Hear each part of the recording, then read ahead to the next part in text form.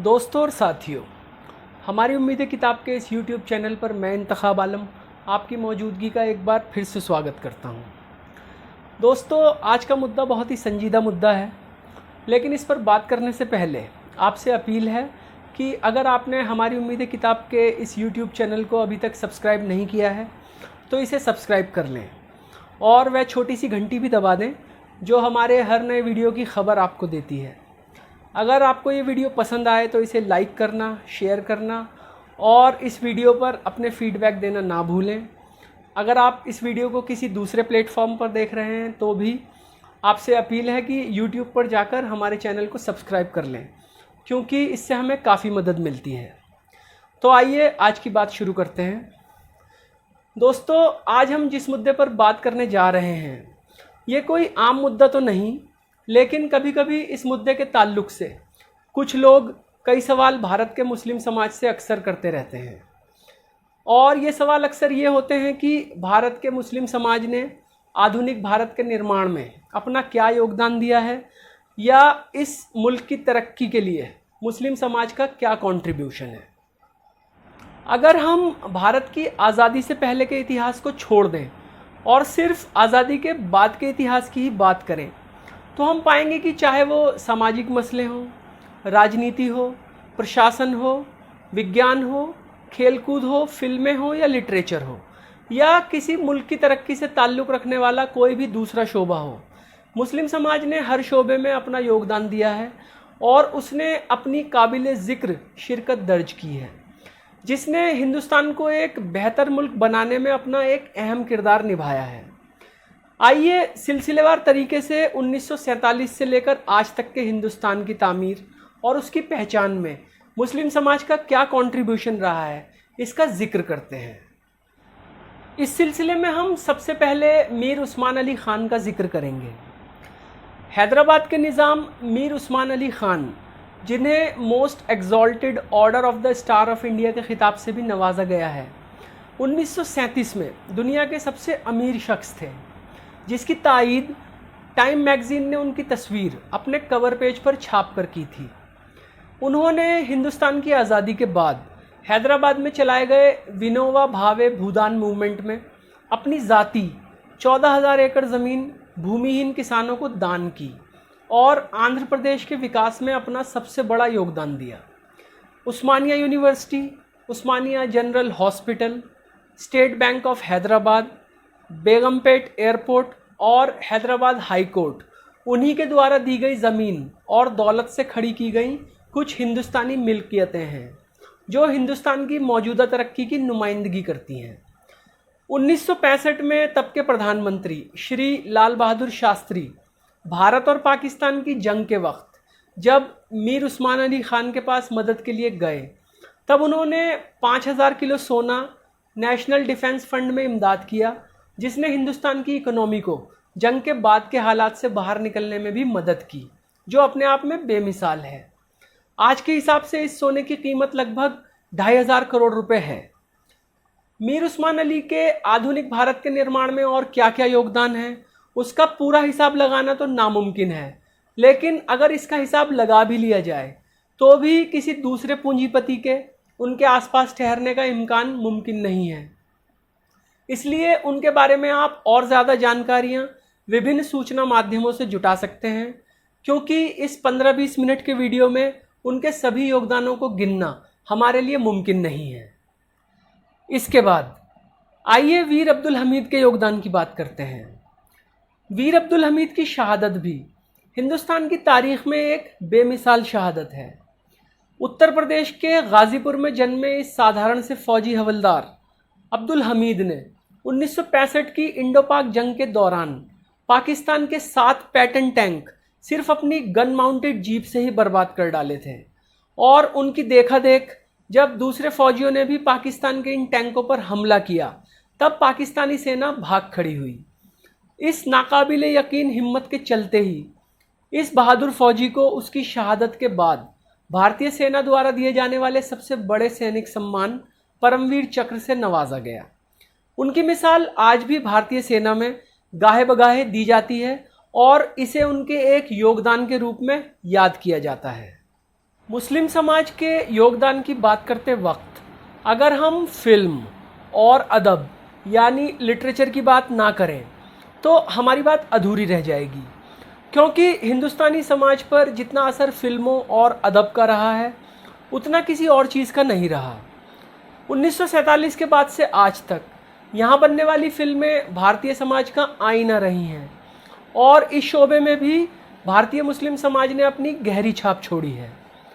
महबूब खान की mother India ने जहाँ भारत में सामंतवाद और साहूकारी जैसी दमनकारी व्यवस्थाओं पर चोट की, तो वहीं सन ऑफ इंडिया जैसी फिल्म और इसके एक गीत नन्ना मुन्ना राही हूँ के ज़रिए उन्होंने बच्चों के जहन में देशभक्ति की नींव रखी।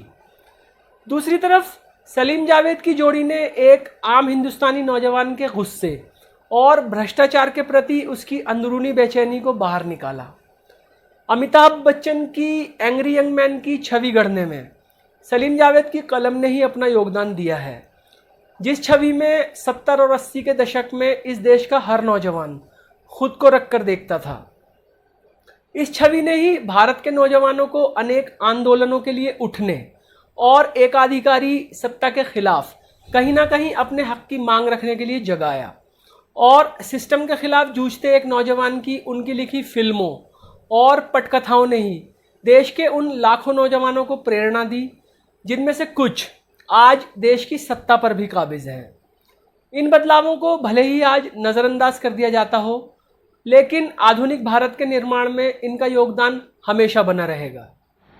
साहिर लुधियानवी, अली सरदार जाफरी, कैफी आज़मी और अनगिनत दूसरे क्रांतिकारी शायर और कवियों ने भी आधुनिक भारत के निर्माण में अपना योगदान दिया है और अपनी कलम के ज़रिए सत्ता और शोषण की वह तीखी आलोचना की है जिसने एक आम भारतीय के अंदर जान फूकी और उसे उसके हकों की याद दिलाई।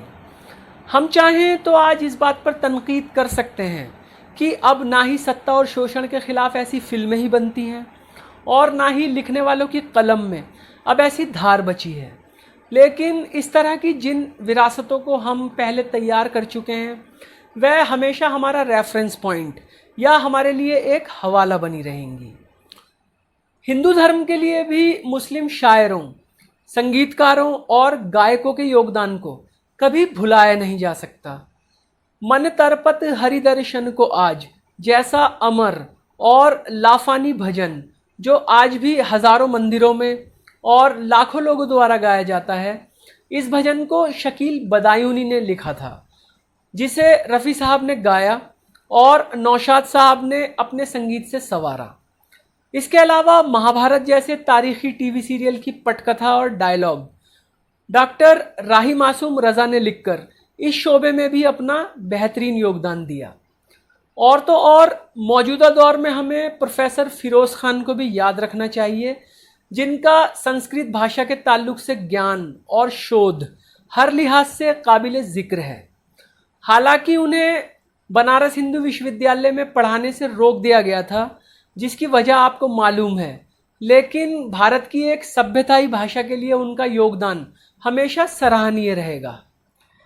आइए अब साइंस और टेक्नोलॉजी की बात करते हैं। इस शोबे में डॉक्टर APJ अब्दुल कलाम के योगदान को आने वाली पीढ़ियां शायद ही कभी भुला सकें।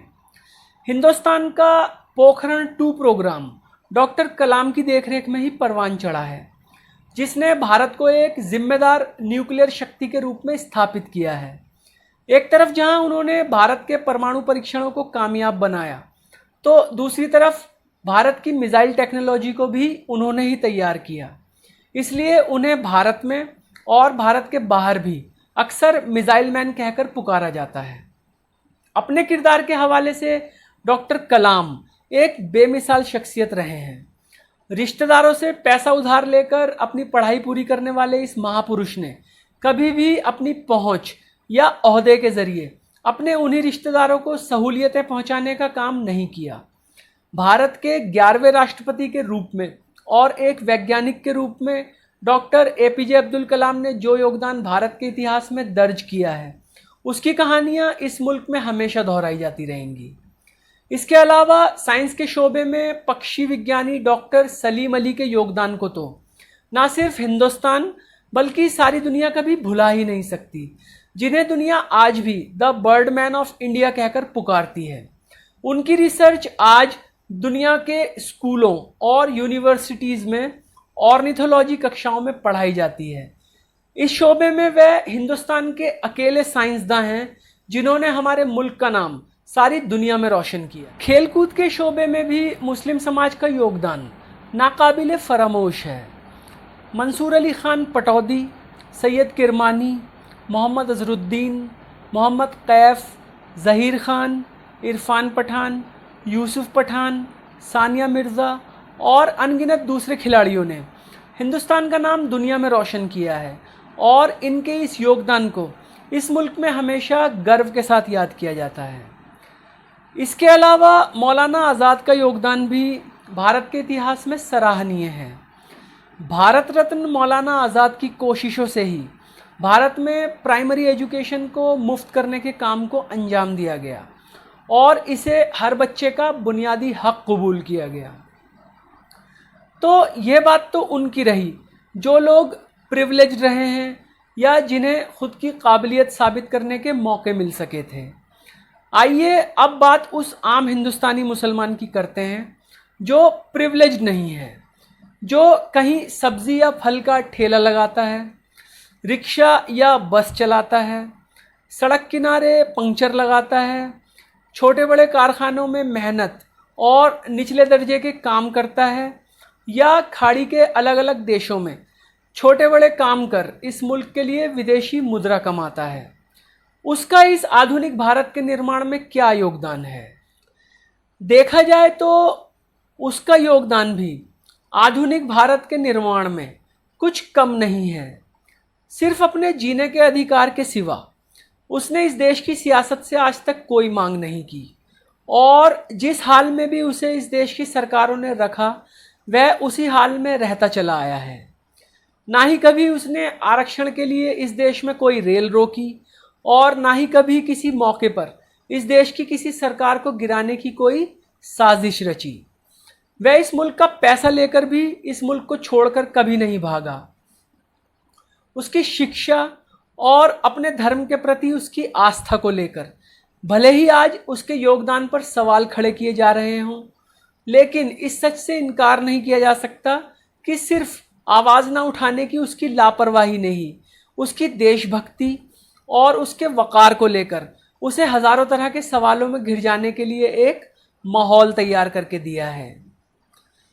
तो दोस्तों, आपने देखा कि हिंदुस्तान की आज़ादी से लेकर आज तक भारत का मुस्लिम समाज इस मुल्क की बका और इसकी तरक्की के लिए अपना सहयोग लगातार देता आ रहा है।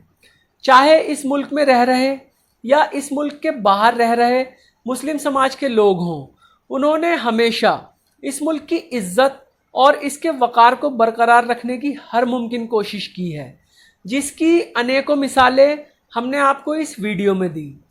आपने यह भी देखा कि हमने कितने ही अनगिनत नाम छोड़ दिए जिनके इस मुल्क के लिए किए गए योगदानों का जिक्र हम यहाँ कर सकते थे, लेकिन वक्त की मजबूरी के चलते हम उन्हें इस वीडियो में शामिल नहीं कर सके। अपनी बात को यहाँ से समेटते हुए हम आखिर में यही कहेंगे कि यह जवाब हमने हिंदुस्तान के आम लोगों को नहीं बल्कि उन लोगों को देने की कोशिश की है जो जिरगों में या टेलीविज़न स्टूडियो में बैठकर आसानी से मुस्लिम समाज की जानिब कोई भी सवाल दाग देते हैं पर उसका जवाब खुद से ढूंढने की जहमत नहीं उठाते, जबकि वह खुद भी जानते हैं कि मुस्लिम समाज को जिस रूप में वह आम लोगों के बीच मशहूर करने की कोशिश करते हैं वह उसका एक गलत रूप है जिसे बाकायदा गढ़ा गया है। 1990 के बाद की राजनीति और मुस्लिम समाज की अपनी गैर जिम्मेदारी ने कहीं ना कहीं उन्हें इस रूप को गढ़ने की छूट दी है, लेकिन ये कोई ऐसी तस्वीर, कोई ऐसा रूप नहीं है जिसे बदला ना जा सके और इस बदलाव के लिए हमारी कोशिश लगातार जारी रहेगी। तो दोस्तों, ये थी आज की बातचीत। उम्मीद है आपको ये पसंद आई होगी। आप अपने फीडबैक कमेंट बॉक्स में लिखकर हमें ज़रूर बताइए, हमें आपके फीडबैक का इंतज़ार रहेगा। आखिर में हम आपसे एक बार फिर कहेंगे कि हमारी उम्मीदें किताब एक बार ज़रूर पढ़ें, यह किताब आपके जहन में उठने वाले इसी तरह के बहुत से अनसुलझे सवालों के बेहतरीन जवाब देती है। हमारी उम्मीद है किताब हासिल करने का तरीका हम डिस्क्रिप्शन में दे रहे हैं। आपसे उम्मीद है कि आप हमारे इस YouTube चैनल को सब्सक्राइब करना, इसे लाइक करना और इसे अपने दोस्तों के साथ शेयर करना नहीं भूलेंगे। तो आपसे फिर मुलाकात होगी।